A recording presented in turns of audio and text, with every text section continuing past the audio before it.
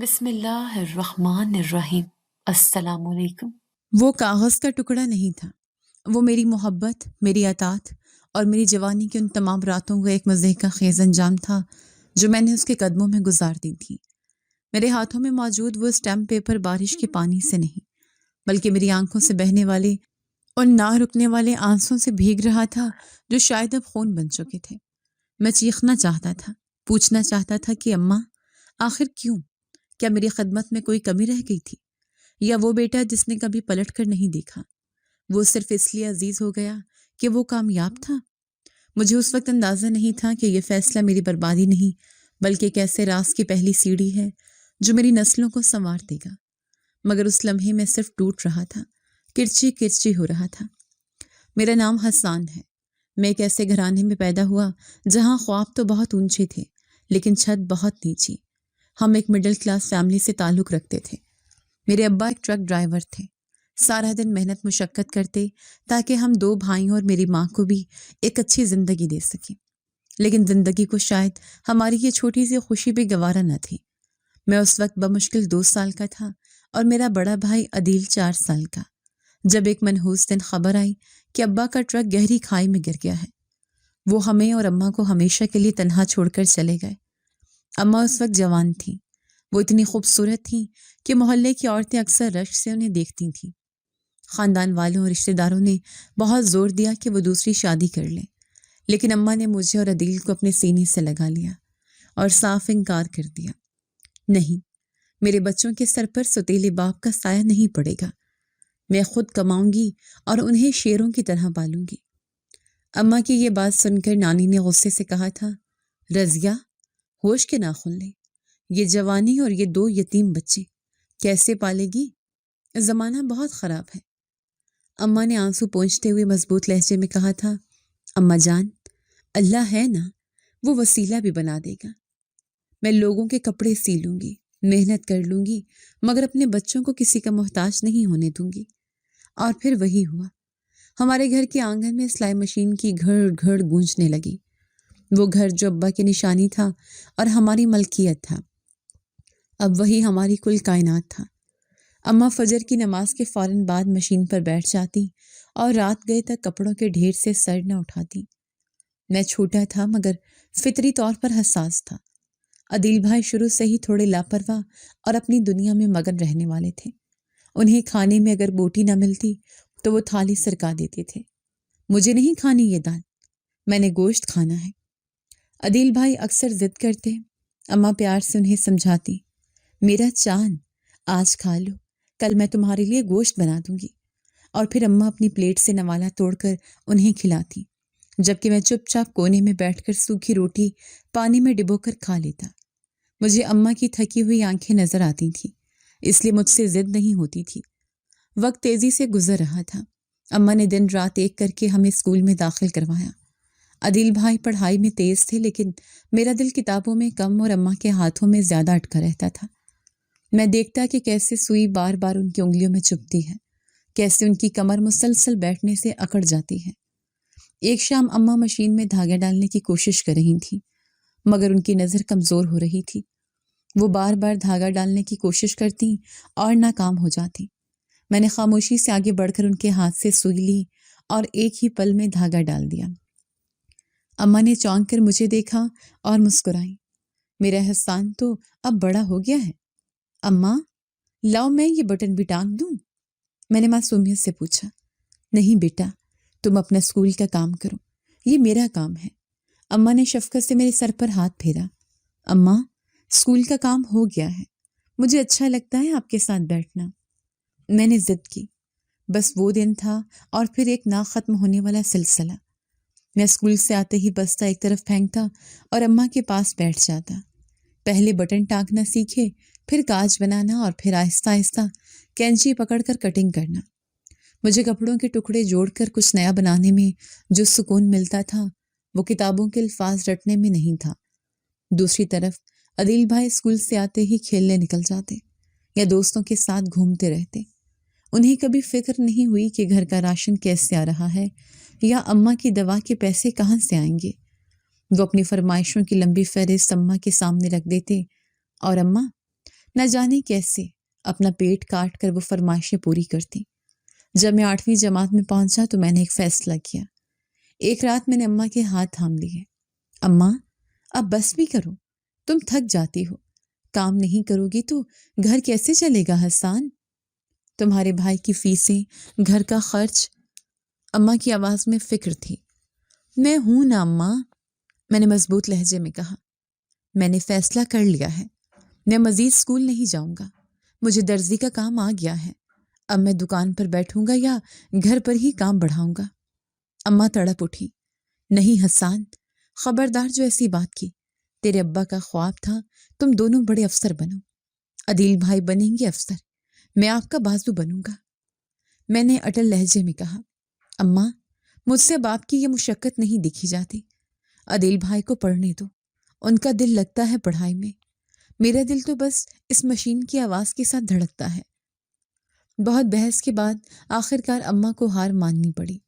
میں نے اپنی پڑھائی کو خیر بات کہہ دیا۔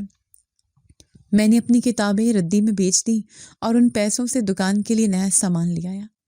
میں خوش تھا، بہت خوش، کیونکہ اب اماں کے چہرے پر تھکاوٹ کم اور سکون زیادہ تھا۔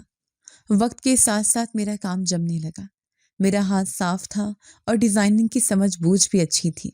محلے کی عورتیں اب اماں کی بجائے میرے ہاتھ کی سلائی مانگتی تھیں۔ ہم دونوں ماں بیٹا مل کر کام کرتے اور گھر کے حالات بہتر ہونے لگے۔ ادھر عدیل بھائی کالج سے یونیورسٹی پہنچ گئے۔ ان کا رہن سہن شاہانہ ہوتا جا رہا تھا۔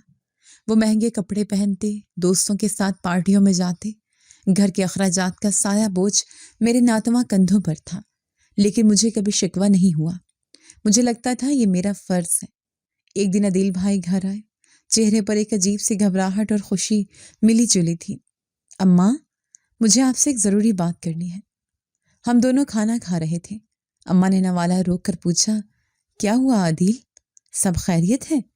اماں، مجھے ایک لڑکی پسند ہے، میں اس سے شادی کرنا چاہتا ہوں۔ بھائی نے بنا کسی تمہید کے بم پھوڑا۔ اماں مسکرائیں، یہ تو اچھی بات ہے، کون ہے لڑکی، کہاں رہتی ہے؟ وہ دراصل، بھائی تھوڑا ہچکچائے، وہ بہت امیر گھرانے سے ہے، اس کا نام نمرا ہے، وہ میری یونیورسٹی میں پڑھتی ہے، اس کے باپ کا بڑا کاروبار ہے۔ میرے ماتھے پر شکن آئی۔ بھائی، ہم ٹھہرے مڈل کلاس لوگ، درزی کا کام کرتے ہیں، وہ لوگ ہم میں رشتہ کیوں کریں گے؟ عدیل بھائی نے مجھے گھور کر دیکھا۔ تم اپنی سوچ چھوٹی ہی رکھنا حسان، میں نے نمرا سے بات کر لی ہے، اس نے اپنے گھر والوں کو منا لیا ہے، بس تم لوگ جا کر بات پکی کرو۔ اماں تو خوشی سے نہال تھی۔ بڑے بیٹے کی خوشی کا ارمان ہر ماں کو ہوتا ہے۔ انہیں اس بات کی فکر نہیں تھی کہ لڑکی امیر ہے یا غریب، انہیں بس بیٹے کی خوشی عزیز تھی۔ لیکن مجھے کیا معلوم تھا یہ رشتہ ہمارے ہنستے بستے گھر کو اجاڑنے کی پہلی اینٹ ثابت ہوگا۔ وہ لڑکی نمرا صرف ہمارے گھر میں بہو بن کر نہیں آ رہی تھی، بلکہ ایک طوفان بن کر آ رہی تھی جو میرے اور اماں کے سکون کو تہو بالا کرنے والا تھا۔ نمرا والوں کی طرف سے ہاں تو ہو گئی تھی، لیکن یہ ہاں اپنے ساتھ بہت سی انکہی شرائط اور دباؤ لے کر آئی تھی۔ وہ لوگ امیر تھے، بہت امیر۔ ان کی حامی محض عدیل بھائی کی خوش نصیبی تھی یا شاید نمرا کی ضد، ورنہ ہمارا اور ان کا کوئی جوڑ نہیں تھا۔ ایک رات عدیل بھائی پریشانی کے عالم میں صحن میں ٹہل رہے تھے۔ میں مشین پر بیٹھا ایک سوٹ کا آخری پائنچہ موڑ رہا تھا کہ وہ میرے پاس آ کر رک گئے۔ حسان، یار یہ گھر، انہوں نے چاروں طرف حقارت سے دیکھا، یہ گھر نمرا کے شایان شان نہیں ہے۔ میں نے مشین روکی اور حیرت سے انہیں دیکھا۔ بھائی، کیا کہہ رہے ہیں آپ؟ ابا نے یہ گھر کتنی محنت سے بنوایا تھا، پورے محلے میں ایسا پکا کام، یہ پتھر اور ٹائلیں کسی کے گھر میں نہیں لگی، یہ گھر تو ہماری پہچان ہے۔ وہ سب پرانی باتیں ہیں حسان، وہ جھنجھلا کر بولے۔ نمرا کا گھر دیکھا ہے تم نے؟ محل ہے وہ، جب وہ یہاں آئے گی تو کیا سوچے گی؟ مجھے شرمندگی نہیں اٹھانی، مجھے یہ گھر اپ ٹو ڈیٹ چاہیے، نیا پینٹ، نیا فرنیچر، سب کچھ نیا۔ اماں باورچی خانے سے چائے لے کر نکلی اور بھائی کی بات سن لی۔ بیٹا، گھر تو صاف ستھرا ہے، ماشاءاللہ پکا بنا ہوا ہے، اب مزید خرچہ کہاں سے کریں گے؟ شادی کے انتظامات، بری، زیور، پہلے ہی حسان دن رات ایک کیے ہوئے ہیں۔ عدیل بھائی نے چائے کا کپ اماں کے ہاتھ سے تقریباً چھینتے ہوئے کہا، اماں آپ تو بس غربت کا رونا ہی رویا کریں، میری زندگی کا سوال ہے، اگر نمرا کو یہ گھر پسند نہ آیا تو؟ میں کچھ کہنے ہی والا تھا کہ اماں نے مجھے آنکھوں سے اشارہ کر کے چپ کروا دیا۔ میں خاموش ہو گیا، لیکن میرے دل میں ایک عجیب سی گھٹن ہونے لگی۔ اس دن کے بعد سے ہمارے گھر میں سکون نام کی چیز ختم ہو گئی۔ میں اور اماں صبح سورج نکلنے سے پہلے مشین پر بیٹھتے اور رات گئے تک کام کرتے۔ میری آنکھیں دکھنے لگتی، کمر میں شدید درد اٹھتا، لیکن جیسے ہی میں عدیل بھائی کے چہرے پر اطمینان دیکھتا، میں اپنا درد بھول جاتا۔ ہم دونوں ماں بیٹا جتنا کماتے، وہ گھر کے راشن کے ساتھ ساتھ اب گھر کی سجاوٹ اور عدیل بھائی کی فرمائشوں کی نظر ہونے لگا۔ کچھ دن بعد عدیل بھائی یونیورسٹی سے فارغ ہو کر گھر آ گئے۔ ان کا ماسٹرز مکمل ہو چکا تھا۔ میں خوش تھا کہ چلو اب بھائی کا ہاتھ بٹانے کا وقت آ گیا ہے۔ ایک شام ہم سب بیٹھے شادی کے مہمانوں کی لسٹ بنا رہے تھے۔ اماں نے موقع غنیمت جانا اور بڑے پیار سے بولی، عدیل بیٹا اب تو ماشاءاللہ پڑھائی بھی مکمل ہو گئی ہے، اب کوئی نوکری دیکھ لو، گھر کے حالات تمہارے سامنے ہیں، اکیلا حسان کہاں کہاں پورا پڑے گا، شادی کے اخراجات سر پر کھڑے ہیں۔ میں پر امید نظروں سے بھائی کو دیکھنے لگا کہ وہ یقیناً ہاں کریں گے اور میرا بوجھ بانٹیں گے، لیکن بھائی کا جواب سن کر میرے ہاتھ سے قلم چھوٹ گیا۔ انہوں نے لاپرواہی سے صوفے پر ٹیک لگائی اور بولے، اماں ابھی تو پڑھائی سے جان چھوٹی ہے، ابھی سے نوکری کی مصیبت گلے ڈال لوں، مجھے تھوڑا آرام کرنے دے، دوستوں کے ساتھ انجوائے کرنے دے، اور ویسے بھی شادی کے بعد نوکری تو کرنی ہی ہے ساری عمر، ابھی مجھے اپنی پرسنالٹی بنانے دیں۔ شادی والے گھر میں دلہا تھکا ہوا مزدور لگے گا، اچھا لگتا ہے کیا؟ لیکن بھائی، میں بول پڑا، شادی میں لاکھوں کا خرچہ ہے، میں اکیلا کیسے؟ او ہو حسان، بھائی نے مجھے ٹوک دیا، تم ہمیشہ پیسے پیسے کرتے رہتے ہو، تم کما رہے ہو نا، تو کیا ہوا اگر بڑے بھائی کی خوشی کے لیے تھوڑا زیادہ کام کر لو گے؟ یہ گھر، یہ سب کچھ آخر ہم دونوں کا ہی تو ہے، میرا حصہ بھی تو تم ہی استعمال کر رہے ہو نا۔ اماں کی آنکھوں میں آنسو تیرنے لگے۔ عدیل، حسان تمہارا چھوٹا بھائی ہے، نوکر نہیں، دیکھو اس کا چہرہ، جوانی میں بوڑھا لگنے لگا ہے کام کر کر کے۔ بس اماں پلیز میرا موڈ خراب نہ کریں۔ عدیل بھائی غصے سے اٹھے اور گھر سے باہر چلے گئے۔ اماں نے بے بسی سے میری طرف دیکھا۔ میں نے مسکرانے کی ناکام کوشش کی۔ کوئی بات نہیں اماں، بھائی ٹھیک ہی تو کہہ رہے ہیں، ان کی شادی ہے، انہیں خوش رہنے دو، میں ہوں نا، میں کر لوں گا سب مینج۔ اماں نے مجھے گلے لگایا اور رو پڑی، حسان تیرے جیسا بیٹا قسمت والوں کو ملتا ہے، اور عدیل نہ جانے اسے کب عقل آئے گی۔ مجھے نہیں پتا تھا کہ عدیل بھائی کی یہ لاپرواہی اور خود غرضی صرف شروعات ہے۔ شادی کی تیاریاں زور و شور سے جاری تھیں، گھر چمک رہا تھا، لیکن اس چمک کے پیچھے میرا اور اماں کا پسینہ شامل تھا، جیسے عدیل بھائی پانی کی طرح بہا رہے تھے، اور وہ طوفان جو نمرا کی شکل میں آنے والا تھا، اس کی آہٹ اب صاف سنائی دے رہی تھی۔ شادی کے ہنگامے تھم چکے تھے، گھر میں لگی ہوئی لڑیاں اتر گئیں اور مہمان اپنے اپنے گھروں کو لوٹ گئے، لیکن ہمارے گھر کا سکون لوٹ کر نہ آیا۔ عدیل بھائی کی قسمت اچھی تھی، شاید نمرا کی قسمت کا اثر تھا، یا میرے بھائی کی ڈگری کام کر گئی۔ شادی کے کچھ ہی دن بعد انہیں ایک ملٹی نیشنل کمپنی میں اچھی نوکری مل گئی۔ میں اور اماں بہت خوش تھے۔ ہم نے شکرانے کے نفل پڑھے کہ چلو اب گھر کے حالات مزید بہتر ہو جائیں گے اور میرا بوجھ بٹ جائے گا، لیکن ہماری یہ خوش فہمی بہت جلد دور ہو گئی۔ نمرا بھابھی امیر باپ کی بیٹی تھی، یہ تو ہمیں معلوم تھا، لیکن ان کے دل میں غربت اور غریبوں کے لیے اتنی نفرت ہوگی، یہ ہمیں اندازہ نہیں تھا۔ شادی کا بھی جمعہ 8 دن بھی نہیں گزرے تھے کہ ایک صبح ناشتے کی میز پر ہنگامہ ہو گیا۔ اماں نے پیار سے پراٹھا نمرا کی پلیٹ میں رکھا۔ بیٹا کھا لو، کمزور ہو جاؤ گی۔ نمرا نے پلیٹ کو ایسے پرے دھکیلا جیسے اس میں زہر ہو۔ پلیز آنٹی، مجھ سے یہ تیل میں تیرتے ہوئے پراٹھے نہیں کھائے جاتے، اور آپ پلیز میرے معاملات میں دخل نہ دیا کریں، میں اپنی ڈائٹ خود دیکھ لوں گی۔ اماں کا ہاتھ ہوا میں ہی رک گیا۔ میں نے غصے سے بھائی کی طرف دیکھا جو خاموشی سے موبائل میں مگن تھے۔ بھائی، بھابھی کس لہجے میں بات کر رہی اماں سے؟ عدیل بھائی نے سر اٹھایا اور بیزاری سے بولے، حسان وہ ٹھیک ہی تو کہہ رہی ہے، وہ الگ ماحول سے آئی ہے، اسے یہ دیہاتی طریقے پسند نہیں ہیں۔ تم اور اماں اسے ایڈجسٹ ہونے کا ٹائم دو۔ وقت گزرتا گیا لیکن ایڈجسٹمنٹ ہونے کی بجائے دوریاں پڑنے لگیں۔ بھابھی کو اماں کے کھانسنے سے مسئلہ تھا، اماں کے چلنے پھرنے سے مسئلہ تھا، حتیٰ کہ اماں کی موجودگی سے بھی مسئلہ تھا۔ وہ سارا دن اپنے کمرے میں بند رہتی اور جب باہر نکلتی تو منہ بنا ہوا ہوتا۔ اور پھر وہی ہوا جس کا ڈر تھا۔ شادی کے صرف 2 مہینے بعد ہی نمرا بھابھی نے گھر میں طوفان کھڑا کر دیا۔ رات کا وقت تھا، بھائی کے کمرے سے چیخنے چلانے کی آوازیں آ رہی تھیں۔ میں نہیں رہ سکتی اس گھٹن میں عدیل، مجھے الگ گھر چاہیے ورنہ میں اپنے ڈیڈی کے گھر جا رہی ہوں۔ ہم دونوں ماں بیٹا سہم کر صحن میں بیٹھے تھے۔ تھوڑی دیر بعد عدیل بھائی باہر نکلے، چہرہ غصے سے تمتمایا ہوا تھا۔ وہ سیدھے اماں کے پاس آئے۔ اماں، اب پانی سر سے گزر چکا ہے، نمرا اس گھر میں سب کے ساتھ نہیں رہ سکتی، اسے پرائیویسی چاہیے۔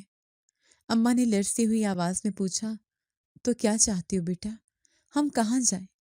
عدیل بھائی نے نظریں چراتے ہوئے کہا، دیکھیے اماں، یہ گھر تو ابا نے بنایا تھا لیکن اسے رینوویٹ میں نے اپنی پسند سے کروایا ہے، نمرا کے لیے۔ اس گھر میں میرا حق بنتا ہے، میں چاہتا ہوں کہ یہ گھر میرے پاس رہے کیونکہ نمرا چھوٹے یا کچے مکان میں نہیں رہ سکتی۔ میں اپنی جگہ سے اچھل پڑا۔ کیا مطلب؟ سارا پیسہ میں نے لگایا، میری اور اماں کی محنت کی کمائی اس گھر کی دیواروں میں لگی ہے، اور تم کہہ رہے ہو یہ گھر تمہارا ہے؟ اوئے، زبان سنبھال کر بات کر۔ بھائی نے مجھ پر انگلی اٹھائی۔ بڑا ہوں میں، اور تو کیا چاہتا ہے میں اپنی بیوی کو لے کر سڑک پر رہوں؟ تو کیا اماں سڑک پر رہیں گی؟ میں چیخا۔ بس حسان، خاموش ہو جاؤ۔ اماں کی گرجدار آواز نے ہمیں خاموش کروا دیا۔ اماں کی آنکھوں میں آنسو نہیں تھے، ایک عجیب سی ویرانی تھی۔ وہ اٹھی اور اپنے پرانے صندوق کی طرف گئی، وہاں سے کچھ کاغذات نکالے اور عدیل بھائی کے سامنے رکھ دیے۔ یہ لو عدیل، یہ اس گھر کے کاغذات ہیں، یہ گھر آج سے تمہارا ہے، خوش رہو۔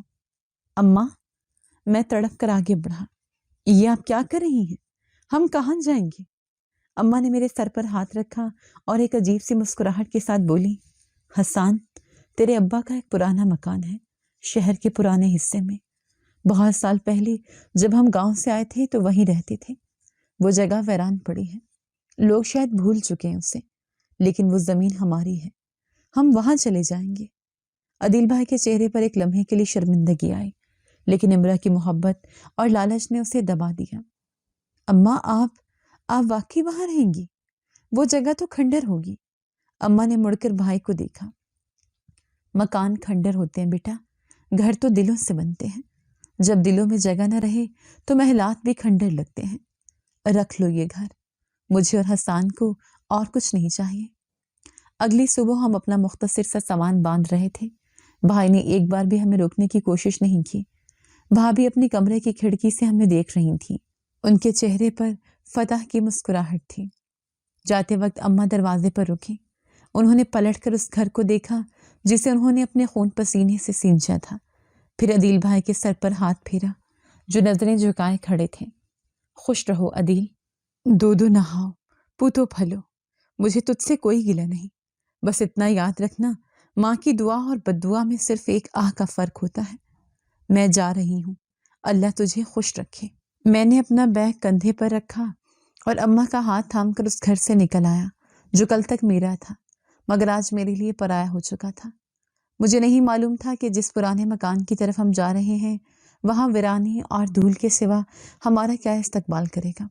اس پرانے مکان کی چھتیں کچی تھیں اور دیواروں سے سیم زدہ اینٹیں جھانک رہی تھیں۔ ہم نے جیسے تیسے صفائی کر کے کمرہ رہنے کے قابل بنایا تھا، لیکن اس کے گرد اور مٹی نے اماں کی کھانسی کو مزید بڑھا دیا تھا۔ میں دوائی کی شیشی ہاتھ میں لیے اماں کے پاس بیٹھا تھا۔ اماں، منہ کھولیں اور یہ دوائی پی لیں، ڈاکٹر نے کہا ہے کہ اگر آپ نے پرہیز نہ کیا تو طبیعت زیادہ بگڑ سکتی ہے۔ اماں نے دوائی پی اور پھر میری کلائی تھام لی۔ حسان، میری بیماری کو چھوڑو، مجھے تمہاری فکر کھائے جا رہی ہے۔ کب تک یوں تنہا میرے لیے روٹیاں پکاتے رہو گے؟ میں چاہتی ہوں کہ میرے مرنے سے پہلے تمہارا گھر بس جائے۔ میں نے بیزاری سے سر جھٹکا۔ اماں، پھر وہی بات، آپ دیکھ نہیں رہی کہ ہمارے حالات کیا ہیں؟ इस टूटे हुए मकान में कौन अपनी बेटी देगा, और मैं किस मुंह से किसी लड़की को ब्याह कर लाऊं कि वो यहाँ आकर फाके काटे। अल्लाह पर भरोसा रख बेटा, रिस्क देने वाली ज़ात ऊपर बैठी है। मैंने तुम्हारी दूर की खाला से बात की है, उनकी बेटी राबिया बहुत सलीकामंद और साबर लड़की है, उन्होंने हाँ कर दी है। वो लोग हमारी गुर्बत नहीं बल्कि तुम्हारी शराफत और मेहनत को देख रहे हैं।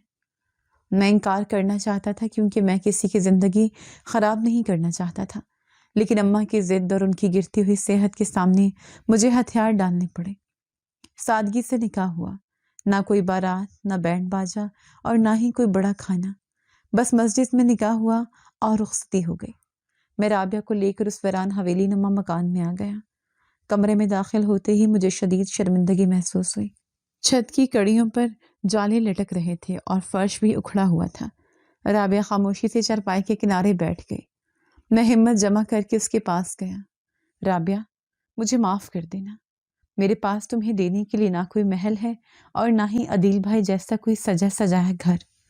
यहाँ कदम कदम पर मुश्किलात हैं, शायद तुम्हें भूखा भी रहना पड़े। अगर तुम चाहो तो अब भी इनकार कर सकती हो, मैं तुम्हें कुछ नहीं कहूँगा। राबिया ने सर उठाया। उसकी आंखों में खौफ की बजाय एक अजीब सा सुकून था। हसन साहब, मैं जानबूझकर इस घर में आई हूँ। मुझे महल नहीं चाहिए, मुझे इज्जत और सुकून चाहिए। सुना है कि जिस घर में बुजुर्गों की खिदमत की जाए वहाँ अल्लाह की रहमत होती है। मैं यहाँ आपका बोझ बांटने आई हूँ, बढ़ाने नहीं।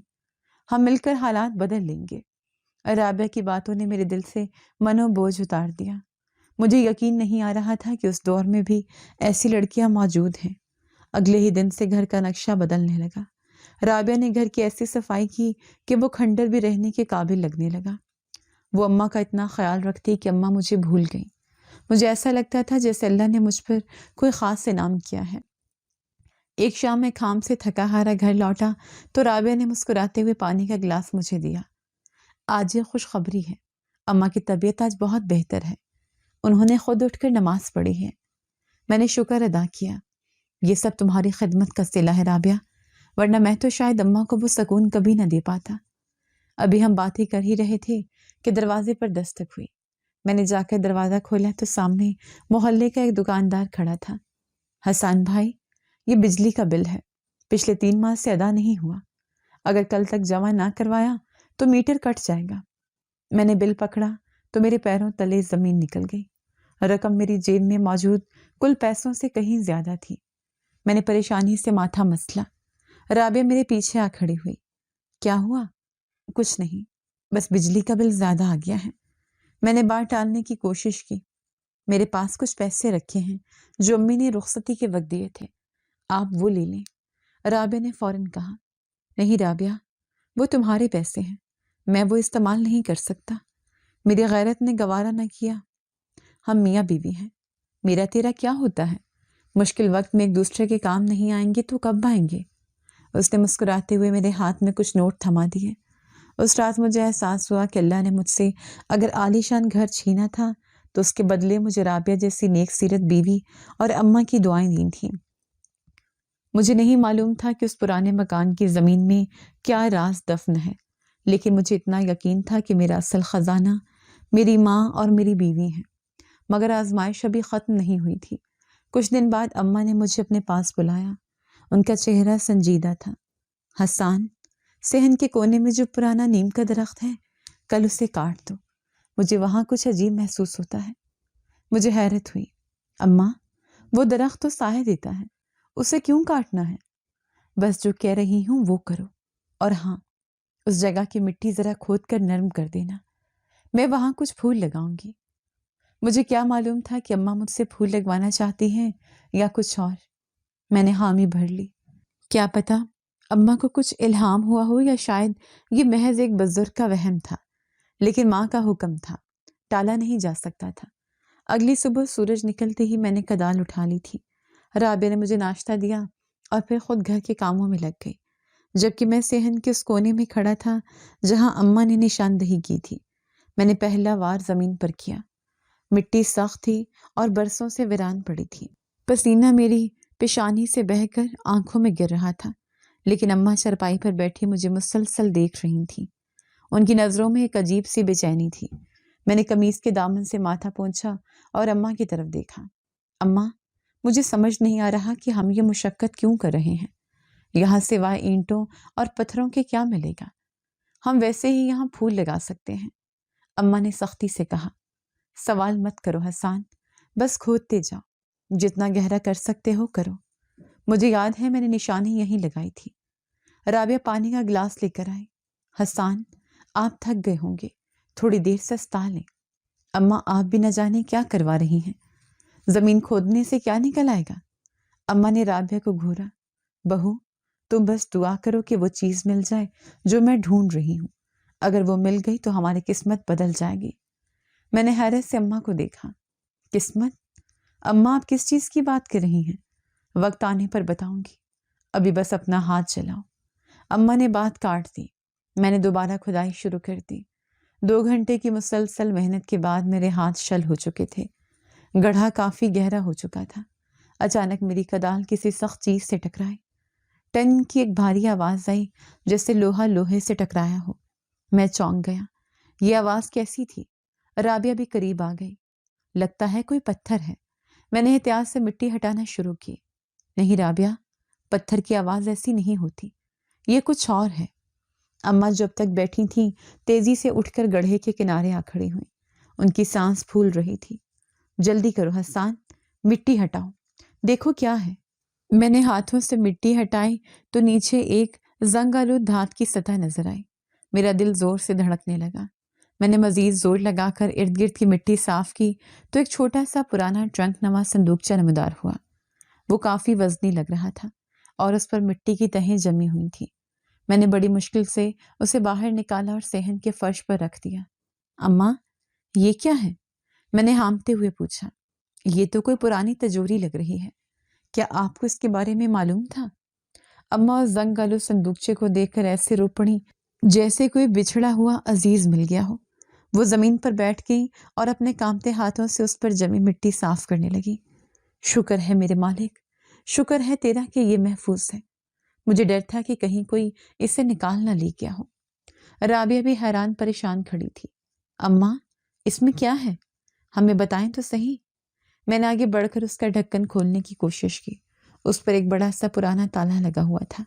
لاؤ، میں اسے توڑ دیتا ہوں، شاید اس میں کچھ کام کی چیز نکل آئے۔ میں نے کدال اٹھائی۔ خبردار! اماں نے چیخ کر مجھے روکا اور صندوقچے کے اوپر جھک گئی۔ اسے ابھی کوئی ہاتھ نہیں لگائے گا، ابھی اس کا وقت نہیں آیا۔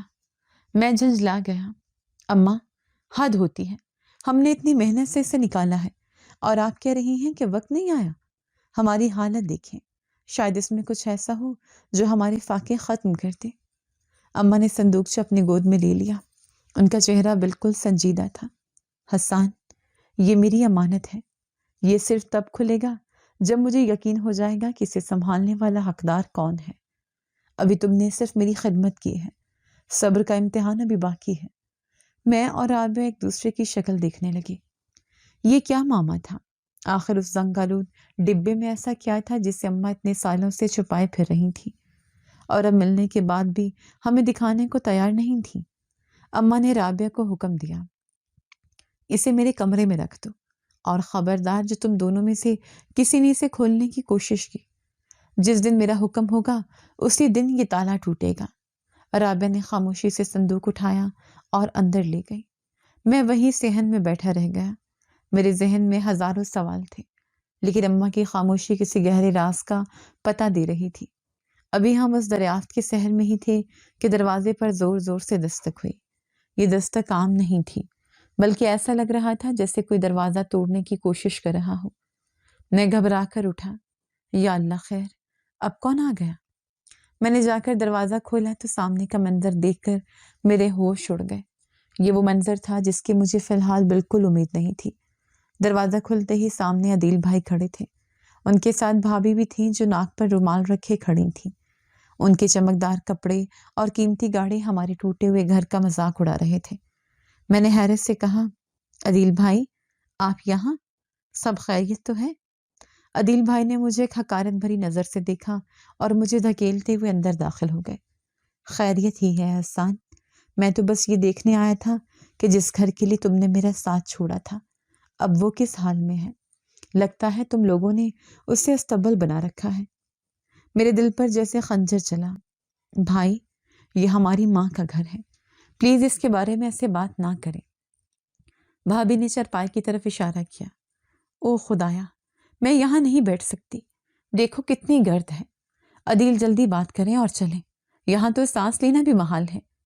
رابعہ جلدی سے اندر سے پانی کا گلاس لائی اور بڑی عاجزی سے پیش کیا۔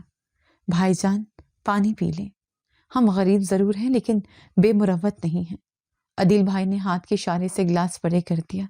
رہنے دو، پتہ نہیں یہ پانی صاف بھی ہے یا نہیں، میں یہاں پانی پینے نہیں آیا۔ اماں کمرے کے دروازے میں کھڑی یہ سب سن رہی تھی۔ ان کی آواز میں جلال تھا۔ عدیل، اگر پانی نہیں پینا تو جو کہنے آئے ہو وہ کہو اور دفع ہو جاؤ۔ میرے بیٹے کی گھر کی توہین کرنے کی ضرورت نہیں ہے۔ عدیل بھائی اماں کی طرف مڑے۔ اماں، میں تو آپ کی عیادت کرنے آیا تھا، سنا تھا مرنے والی ہیں، سوچا آخری بار دیکھ لوں۔ اور ہاں، میں نے شہر میں نیا پلاٹ لیا ہے، میں نہیں چاہتا کہ کل کو حسان میرے پاس آئے اور حصہ مانگے، اس لیے میں چاہتا ہوں کہ آپ ابھی لکھ دیں کہ آپ کا مجھ سے کوئی واسطہ نہیں ہے۔ میں غصے سے کانپنے لگا۔ عدیل بھائی، شرم کرے، سامنے ماں کھڑی ہے، ہم بھوکے مر جائیں گے لیکن آپ کے دروازے پر بھیک مانگنے نہیں آئیں گے۔ آپ کو اپنی دولت مبارک ہو۔ اماں نے آگے بڑھ کر میرے کندھے پر ہاتھ رکھا۔ حسان، غصہ مت کرو، اسے بولنے دو، اس کی آنکھوں پر دولت کی پٹی بندھی ہے۔ پھر اماں عدیل سے مخاطب ہوئی۔ جا بیٹا، تجھے لکھ دیا کہ میرا تجھ سے کوئی لینا دینا نہیں، تو اپنی دولت سنبھال، میں اپنے حسان کے ساتھ خوش ہوں، لیکن یاد رکھنا وقت ہمیشہ ایک جیسا نہیں رہتا۔ آج تم جس مٹی کو حقیر سمجھ رہے ہو، کل شاید یہی مٹی تمہارے سر کا تاج بن جائے۔ عدیل بھائی نے کہہ کر لگایا۔ اماں، آپ کی یہ جذباتی باتیں اب پرانی ہو گئی ہیں، مٹی مٹی ہی رہتی ہے۔ چلے بیگم، یہاں مزید رکنا وقت کا ضیاع ہے۔ وہ دونوں مڑے۔ جاتے جاتے عدیل بھائی کی نظر صحن میں کھودے گئے گڑھے پر پڑی۔ وہ ایک لمحے کے لیے رکے۔ یہ کیا ہے حسان، یہاں خزانہ ڈھونڈ رہے ہو کیا؟ انہوں نے طنزیہ انداز میں پوچھا۔ میرے دل کی دھڑکن رک سی گئی، کہیں انہیں شک تو نہیں ہو گیا۔ رابعہ کا چہرہ بھی سفید پڑ گیا۔ میں نے فوراً سنبھل کر کہا، نہیں بھائی، بس پودے لگانے کے لیے زمین نرم کی تھی۔ ہاں ہاں، لگاؤ پودے، شاید انہیں بیچ کر 2 وقت کی روٹی مل جائے۔ وہ یہ کہتے ہوئے باہر نکل گئے اور گاڑی کا دروازہ زور سے بند کیا۔ ان کے جانے کے بعد میں وہیں زمین پر بیٹھ گیا اور سر گھٹنوں میں دے دیا۔ میری آنکھوں سے آنسو جاری ہو گئے۔ اماں، یہ کیسی ذلت ہے، اپنا سگا بھائی مجھے فقیر سمجھ رہا ہے۔ میرے پاس رابعہ کو دینے کے لیے کچھ نہیں، آپ کے علاج کے پیسے نہیں، کیا شرافت کا صلہ یہی ہے؟ رابعہ میرے پاس بیٹھ گئی اور میری پیٹھ سہلانے لگی۔ اماں آہستہ آہستہ چلتی ہوئی میرے پاس آئیں اور میرا چہرہ اوپر اٹھایا۔ آنسو پونچھو حسان، مرد رویا نہیں کرتے۔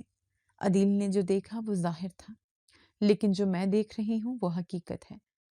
کون سی حقیقت اماں؟ میں نے رندھی ہوئی آواز میں پوچھا۔ اماں نے اپنے کمرے کی طرف اشارہ کیا جہاں وہ زنگ آلود صندوقچہ رکھا تھا۔ وہ حقیقت جو ابھی بند ہے۔ تم نے عدیل کے تانے سہے ہیں، صبر کیا ہے۔ اللہ کسی کا قرض نہیں رکھتا۔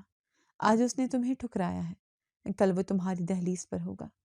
بس تھوڑا سا انتظار اور کرو، کل وہ صندوق کھلے گا اور تمہارا امتحان ختم ہو جائے گا۔ مجھے اماں کی باتوں کی سمجھ نہیں آ رہی تھی، لیکن ان کی آنکھوں میں ایک عجیب سی چمک تھی جو مجھے حوصلہ دے رہی تھی۔ میں نے فیصلہ کر لیا کہ چاہے کچھ بھی ہو، میں ہمت نہیں ہاروں گا۔ رات کا پچھلا پہر تھا، لیکن میری آنکھوں سے نیند کوسوں دور تھی۔ عدیل بھائی کے الفاظ میرے کانوں میں پگھلے ہوئے سیسے کی طرح اتر رہے تھے۔ میں چرپائی پر پہلو بدل رہا تھا کہ رابعہ کی آنکھ کھل گئی۔ حسان، آپ ابھی تک جاگ رہے ہیں؟ اس نے فکر مندی سے پوچھا۔ میں نے اٹھ کر بیٹھ گیا۔ رابعہ، نیند کیسے آ سکتی ہے؟ میرا اپنا خون مجھے فقیر کہہ کر گیا۔ کیا یہی صلہ تھا میری شرافت کا؟ کیا ماں کی خدمت کر کے میں نے غلطی کی کہ آج میرے پاس تمہیں دینے کے لیے 2 وقت کی روٹی بھی نہیں ہے؟ رابعہ نے میرے ہاتھ پر ہاتھ رکھا۔ ایسی باتیں مت کریں حسان، اللہ دیکھ رہا ہے۔ عدیل بھائی کے پاس دولت ہے لیکن سکون نہیں ہے۔ آپ کے پاس ماں کی دعا ہے اور میرا ساتھ ہے. دیکھیے گا اللہ کوئی نہ کوئی راستہ ضرور نکالے گا. میں نے لمبی سانس لی. بس رابعہ، میرا دل اب بہت گھبرانے لگا ہے. اماں کی باتیں، یہ صندوق، عدیل کا رویہ، سب کچھ بہت الجھ گیا ہے. صبح ہوئی تو گھر میں ایک عجیب سی خاموشی تھی. میں وضو کر کے نماز پڑھنے گیا ہی تھا کہ اماں کے کمرے سے ان کی کھانسی کی شدید آواز آئی. میں اور رابعہ بھاگتے ہوئے ان کے کمرے میں گئے. اماں نے ڈھال سے بستر پر لیٹی تھیں. ان کا رنگ ہلدی کی طرح زرد ہو رہا تھا. اماں، کیا ہوا؟ میں ڈاکٹر کو بلا کر لاتا ہوں. میں جانے کے لیے مڑا. اماں نے سختی سے میرا ہاتھ پکڑ لیا. ان کی گرفت میں اب بھی وہی پرانی طاقت تھی. نہیں حسان، اب ڈاکٹر کا وقت نہیں ہے، اب فیصلے کا وقت ہے. میں گھبرا گیا. اماں، کیسی باتیں کر رہی ہیں؟ آپ ٹھیک ہو جائیں گی. اماں نے سامنے رکھے میز کی طرف اشارہ کیا جہاں وہ زنگالو صندوقچہ رکھا تھا. اسے اٹھاؤ حسان. میں نے حیرت سے صندوقچے کو دیکھا، پھر اماں کو. لیکن اماں، آپ نے کہا تھا کہ ابھی وقت نہیں آیا. اماں کی آواز میں ایک عجیب سی عجلت تھی. وقت آ گیا بیٹا. مجھے لگ رہا ہے کہ میری سانس کی ڈوری اب کمزور ہو رہی ہے. میں نہیں چاہتی کہ میرے جانے کے بعد تم پریشان پھرو. میں اپنی زندگی میں تمہیں تمہارا حق دینا چاہتی ہوں. رابعہ نے پانی کا ایک گلاس اماں کے ہونٹوں سے لگایا. اماں، آپ بس حوصلہ رکھیں، حسان ابھی اسے کھول دیتے ہیں. میں نے کونے سے ہتھوڑی اور چھینی اٹھائی. میرے ہاتھ کانپ رہے تھے. یہ وہ لمحہ تھا جس کا ہمیں انتظار تھا، لیکن مجھے ایک انجانا سا خوف بھی محسوس ہو رہا تھا. توڑو اسے، اماں نے حکم دیا. میں نے ہتھوڑی کی پہلی ضرب تالے پر لگائی. لوہے کی تیز آواز کمرے میں گونجی. تالا پرانا تھا لیکن مضبوط تھا. زور سے مارو حسان، ڈرو مت، یہ تمہارا ہی ہے. اماں نے حوصلہ دیا. میں نے پوری طاقت جمع کی اور دوسری ضرب لگائی. یا اللہ مدد. ٹخ کی آواز کے ساتھ تالا ٹوٹ کر نیچے گر گیا. میرا دل سینے سے باہر آنے کو تھا. رابعہ بھی سانس روکے کھڑی تھی. اماں نے کانپتے ہاتھوں سے اشارہ کیا. کھولو اسے، دیکھو اس میں کیا ہے. میں نے آہستہ سے صندوقچے کا بھاری ڈھکن اوپر اٹھایا. ڈھکن کھلتے ہی ایک پرانی سی خوشبو کمرے میں پھیل گئی. میں نے اندر جھانکا تو میری آنکھیں پھٹی کی پھٹی رہ گئیں.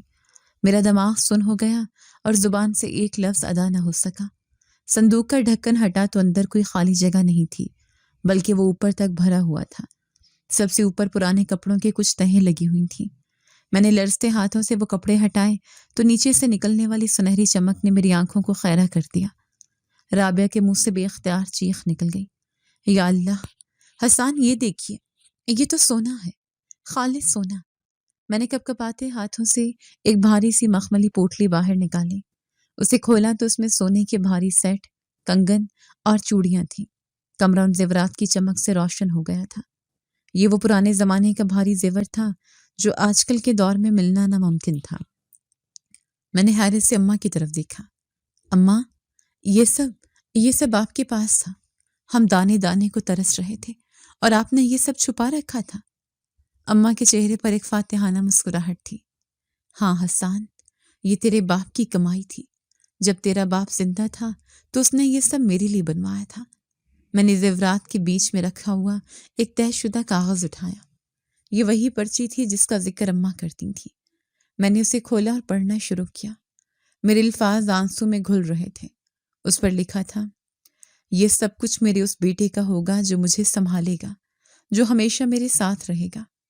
میں وہ کاغذ سینے سے لگا کر پھوٹ پھوٹ کر رو پڑا. اماں، آپ نے یہ شرط کیوں رکھی؟ میں نے آپ کی خدمت اس سونے چاندی کے لیے نہیں کی تھی. میں تو اللہ کی رضا کے لیے آپ کے قدموں میں بیٹھا تھا. مجھے یہ سب نہیں چاہیے، مجھے صرف آپ چاہیے. اماں نے میرا ہاتھ تھام لیا. چپ کر جا پگلے، میں جانتی ہوں کہ تیری نیت صاف تھی، اسی لیے تو یہ تیرے حصے میں آیا ہے. اگر عدیل کے دل میں ذرا بھی رحم ہوتا تو شاید وہ بھی اس کا حقدار ہوتا، لیکن اس نے مجھے بوجھ سمجھا. میں نے یہ زیور اس وقت زمین میں دبا دیے تھے جب عدیل کی شادی ہوئی تھی، اور مجھے اس کی آنکھوں میں لالچ نظر آنے لگا تھا. مجھے ڈر تھا کہ وہ یہ سب بیچ کھائے گا اور تجھے سڑک پر لے آئے گا. رابعہ بھی شکرانے کے آنسو رو رہی تھی. حسان، دیکھیں اللہ کے کام. عدیل بھائی نے آپ کو اینٹوں کے مکان سے نکالا اور اللہ نے آپ کو سونے کی کان دے دی. میں نے وہ زیورات واپس صندوق میں رکھے. میرا دل ابھی بھی اپنی ماں کی محبت پر بھاری تھا. مجھے شرمندگی ہو رہی تھی کہ میں نے ایک لمحے کے لیے بھی کیوں سوچا کہ اماں نے ہمارے لیے کچھ نہیں کیا۔ حسان، اماں نے سنجیدگی سے کہا، اب رونا دھونا بند کرو، کل صبح ہی اس میں سے کچھ زیور بیچ کر آؤ اور اپنا کام شروع کرو۔ میں تجھے اس دنیا میں کسی کا محتاج دیکھ کر نہیں جانا چاہتی۔ میں نے اماں کے ہاتھ چوم لیے۔ اماں، یہ آپ کا حکم ہے، میں ایسا ہی کروں گا۔ اب میں آپ کو وہ زندگی دوں گا جس کی آپ حقدار ہیں۔ ہم ابھی خوشی کے ان لمحات میں ہی تھے کہ ہمیں نہیں معلوم تھا کہ قدرت کا انصاف دوسری طرف بھی شروع ہو چکا ہے۔ جہاں ہمارے گھر میں رحمت برس رہی تھی، وہیں شہر کے دوسرے کونے میں عدیل بھائی کے عالیشان گھر میں مکافات عمل دستک دے چکا تھا۔ اگلی صبح میں شہر کے سب سے بڑے صرافہ بازار میں کھڑا تھا۔ میرے سامنے سیٹھ حاجی الیاس بیٹھے تھے، جو سونے کی پرکھ میں ماہر مانے جاتے تھے۔ انہوں نے آنکھ پر لگا مہذب ہنسا ہٹایا اور حیرت سے مجھے دیکھا۔ حسان میاں، یہ تم کہاں سے لائے ہو؟ یہ تو شاہی زمانے کا خالص سونا ہے۔ اس کی کٹائی اور بناوٹ آج کل کے کاروگروں کی بس کی بات نہیں ہے۔ میں نے سنجیدگی سے جواب دیا، سیٹھ صاحب، یہ میری ماں کی زندگی بھر کی پونجی ہے۔ مجھے اس کی بہترین قیمت چاہیے۔ مجھے اپنے کاروبار شروع کرنا ہے۔ سیٹھ نے سر ہلایا اور نوٹوں کی گڈیاں میرے سامنے رکھ دی۔ یہ لو بیٹا، یہ اتنی رقم ہے کہ تم شہر میں کوئی بھی بڑا کاروبار شروع کر سکتے ہو۔ تمہاری ماں نے تمہارے لیے سچ مچ خزانہ سنبھال رکھا تھا۔ گھر آ کر میں نے وہ رقم اماں کے قدموں میں رکھ دی۔ اماں نے کانپتے ہاتھوں سے میرے سر پر ہاتھ پھیرا۔ جا حسان، اللہ تیرے کاروبار میں برکت ڈالے۔ یہ تیرا حق تھا جو تجھے مل گیا۔ اب دنیا کو دکھا دے کہ ماں کی خدمت رائیگاں نہیں جاتی۔ میں نے اللہ کا نام لے کر کپڑے کا کاروبار شروع کیا۔ اماں کی دعا میرے ساتھ تھی۔ میں صبح سویرے دکان کھولتا اور رات گئے تک محنت کرتا۔ گاہکوں کا تاندا بن گیا۔ مال آتا اور ہاتھوں ہاتھ بک جاتا، جسے اللہ غیب سے مدد کر رہا ہو۔ چند ہی مہینوں میں میری چھوٹی سی دکان ایک بڑے شو روم میں بدل گئی۔ میں نے شہر کے پوش علاقے میں ایک نیا گھر خریدنے کا ارادہ کر لیا، تاکہ اماں اور رابعہ کو وہ سکھ دے سکوں جس کی وہ حقدار تھی۔ دوسری طرف قدرت کا اپنا حساب کتاب چل رہا تھا۔ ایک شام میں گھر واپس آیا تو رابعہ پریشانی کے عالم میں دروازے پر کھڑی تھی۔ حسان، آپ نے سنا؟ اس نے گھبرائی ہوئی آواز میں پوچھا۔ میں نے جوتے اتارتے ہوئے پوچھا، کیا ہوا؟ خیریت تو ہے؟ رابعہ نے پانی کا گلاس مجھے پکڑایا۔ آج محلے میں بات ہو رہی تھی کہ عدیل بھائی کا دیوالیہ نکل گیا ہے۔ ان کے پارٹنر نے سارا پیسہ ہڑپ کر لیا اور بھاگ گیا۔ سنا ہے کہ وہ بالکل کنگال ہو چکے ہیں۔ میں سن کر دنگ رہ گیا۔ کیا کہہ رہی ہو؟ عدیل کا تو کروڑوں کا کاروبار تھا۔ ہاں حسان، لیکن حرام کی کمائی اور ماں کی بد دعا میں بڑی طاقت ہوتی ہے۔ رابعہ نے افسوس سے کہا، لوگ کہہ رہے ہیں کہ بینک والے ان کا گھر نیلام کرنے والے ہیں۔ قرض ادا کرنے کے لیے ان کے پاس کچھ نہیں بچا۔ میرا دل زور سے دھڑکا۔ وہ بھائی جس نے مجھے گھر سے نکالا تھا آج خود بے گھر ہونے والا تھا۔ میں نے فوراً اماں کی طرف دیکھا جو تسبیح پڑھ رہی تھی۔ انہوں نے شاید ہماری بات سن لی تھی۔ اماں، عدیل کے ساتھ بہت برا ہوا، میں نے دبی آواز میں کہا۔ اماں نے تسبیح روک دی۔ ان کی آنکھوں میں آنسو نہیں تھے بلکہ ایک عجیب سا اطمینان تھا۔ حسان، یہ مکافات عمل ہے۔ میں نے اسے نہیں بد دعا دی تھی، لیکن میرا دل دکھا تھا۔ عرش ہل گیا تھا جب اس نے اپنی بیمار ماں کو دھکے دے کر نکالا تھا۔ آج اسے معلوم ہو گیا کہ بے بسی کیا ہوتی ہے۔ چند دن بعد خبر آئی کہ عدیل بھائی کا وہ عالیشان بنگلہ بک گیا ہے۔ ان کی بیگم جو کبھی زمین پر پاؤں نہیں رکھتی تھیں، اب کرائے کے مکان کے لیے دھکے کھا رہی تھیں۔ وہ زیور، وہ گاڑیاں، وہ نوکر چاکر سب ختم ہو گئے تھے۔ عدیل بھائی سڑک پر آ چکے تھے۔ میں اپنی نئی گاڑی میں بیٹھ کر اپنے شو روم جا رہا تھا کہ میں نے سڑک کے کنارے ایک شخص کو سر جھکائے بیٹھے دیکھا۔ وہ کوئی اور نہیں، عدیل بھائی تھے۔ ان کے کپڑے میلے تھے اور چہرے پر شکست کی دھول تھی۔ میں نے گاڑی روکی۔ میرا ضمیر مجھے ملامت کر رہا تھا کہ میں کیسے اپنے خون کو اس حال میں چھوڑ دوں۔ ماں نے مجھے یہ سکھایا تھا کہ برائی کا بدلہ اچھائی سے دوں۔ میں گاڑی سے اترا اور ان کی طرف بڑھا۔ عدیل بھائی، میں نے پکارا۔ انہوں نے سر اٹھا کر دیکھا۔ ان کی آنکھوں میں مجھے دیکھ کر شرمندگی کی بجائے ایک عجیب سی بے بسی تھی۔ حسان، تم یہاں میرا تماشا دیکھنے آئے ہو؟ ان کی آواز بھر آ گئی تھی۔ میں نے ان کے کندھے پر ہاتھ رکھا۔ नहीं भाई, तमाशा दुनिया देखती है, मैं तो भाई हूँ, चलिए गाड़ी में बैठिए। कहाँ? उन्होंने हैरत से पूछा। घर, मैंने मजबूत लहजे में कहा। मेरे घर, क्योंकि उस घर की छत आपके लिए भी है। अदिल भाई मुझे फटी फटी नजरों से देख रहे थे। उन्हें यकीन नहीं आ रहा था कि जिस भाई को उन्होंने धुतकारा था, आज वही उनका सहारा बन रहा था। मैं अदिल भाई का हाथ थामे जब अपने आलीशान ड्राइंग रूम में दाखिल हुआ तो राबिया हैरत से अपनी जगह पर जम गई। घर की चमक दमक देखकर अदिल भाई की आंखें खुली की खुली रह गई। वो शर्मिंदगी से सर झुकाए सोफे के किनारे पर बैठ गए। हसन, अदिल भाई की आवाज कांप रही थी। ये सब तुम्हारा है? ये महल, ये गाड़ियां, तुम इतने अमीर कैसे हो गए? मैंने तो तुम्हें मिट्टी में मिला दिया था। मैंने मुस्कुराकर उनके सामने पानी का गिलास रखा। भाई, जिसे अल्लाह रखना चाहे उसे कोई मिटा नहीं सकता, और मेरे पास तो माँ की दुआ का वो हसार था जिसे दुनिया की कोई ताकत नहीं तोड़ सकती। उसली लम्हे मुलाजमा अम्मा की व्हील चेयर लेकर कमरे में आई। अदिल भाई अम्मा को देखते ही उनके कदमों में गिर पड़े। वो बच्चों की तरह बिलक बिलक कर रो रहे थे। अम्मा, मुझे माफ कर दे, मैं अंधा हो गया था। दौलत की हवस ने मुझे जानवर बना दिया था। आज मेरे पास कुछ नहीं बचा, न घर, न दौलत, न इज्जत। अम्मा ने कांपते हाथ से अदिल के सर पर हाथ रखा, मगर उनकी आंखों में वो चमक नहीं थी जो मेरे लिए होती थी। उठ जा अदील, मैंने तुझे माफ किया, अल्लाह तुझे हदायत दे। अदील भाई ने आंसू पोंछते हुए मेरी तरफ देखा। हसन, मैं कंगाल हो गया हूँ, लेकिन तुम इतने कम अरसे में इतने ऊपर कैसे चले गए? मैं उठा और अलमारी से वो सीधा संदूक और वो खास पर्ची निकाल लाया। मैंने वो पर्ची अदील भाई के हाथ में थमा दी। ये पढ़िए भाई, ये वो राज है जो अम्मा ने सालों से सीने में दबा रखा था। अदील भाई ने बाआवाज बुलंद पढ़ा।